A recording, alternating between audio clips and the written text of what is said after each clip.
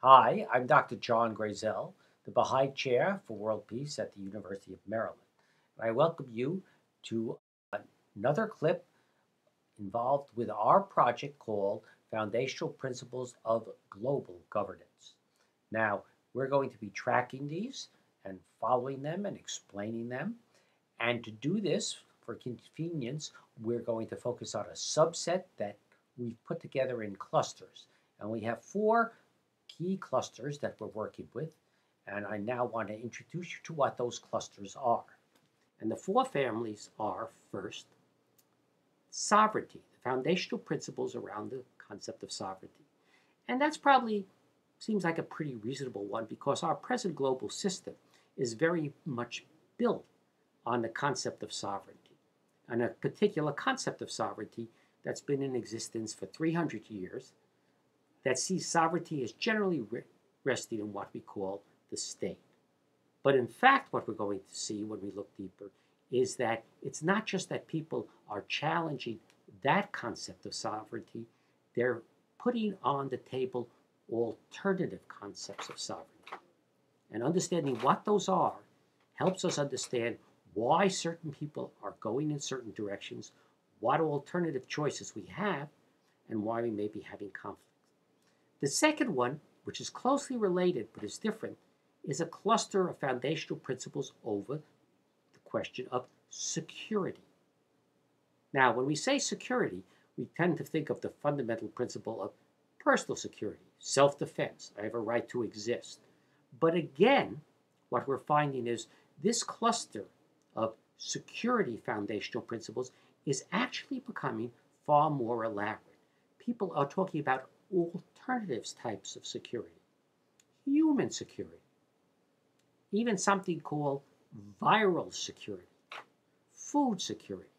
And again, the fact that they're bringing up alternative understandings of security, on one hand, actually offers us additional options, but on the other hand, potentially raises the conditions for conflict unless we understand how can we resolve these, why can't we resolve them, are they resolvable, is one better than the other.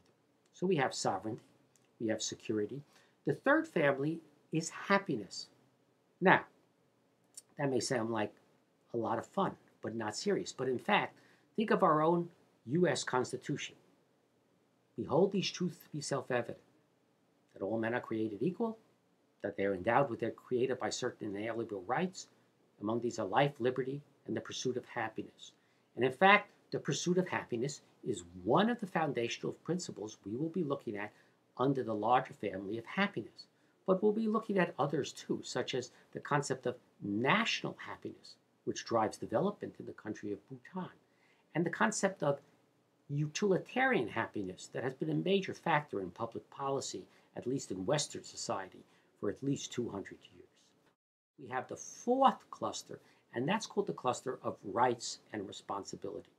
Now, again, we're going to be looking at a subset of rights and responsibilities. But the reason this one is a little bit different in that it's phrased with what may appear like a dichotomy, rights and responsibility, is that in fact, each of these factors are necessary for the other's existence. So you could say I have a right, but if no one has a responsibility to do what I have a right for, in fact, it's not a right, it's a claim or an aspiration. And if I have a true responsibility, then I have an object on which that responsibility has to be exercised, and that person or thing or group has a right to call upon that responsibility. So again, this fourth cluster is what we call rights and responsibilities.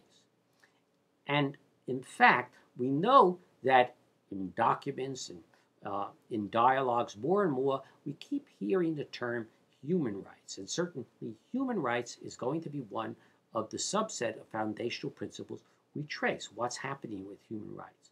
What we don't hear as much, but what in fact is emerging, and is an example of why it's important to follow what's in play, is the beginning of the understanding that there have to be human responsibilities that come with those rights. And so we're going to be looking at what are the human responsibilities that come with particular human rights. We've identified a subset of rights and responsibilities that we're particularly going to be tracking. Their personal responsibility, their group responsibility, their corporate responsibility, and we're going to be tracking a subset of rights that are human rights, group rights, and animal rights. So these are the subset that we're going to be looking at to try to keep ourselves on course as we use our compass of foundational principles, which is basically what gives us our direction and what gives us the needle that lets us focus in onto where we're going. Now, to understand more of this, please visit the website, and we will be producing additional tapes that will deal with each of these individually. So tune in, and we also welcome your feedback. Thank you very much.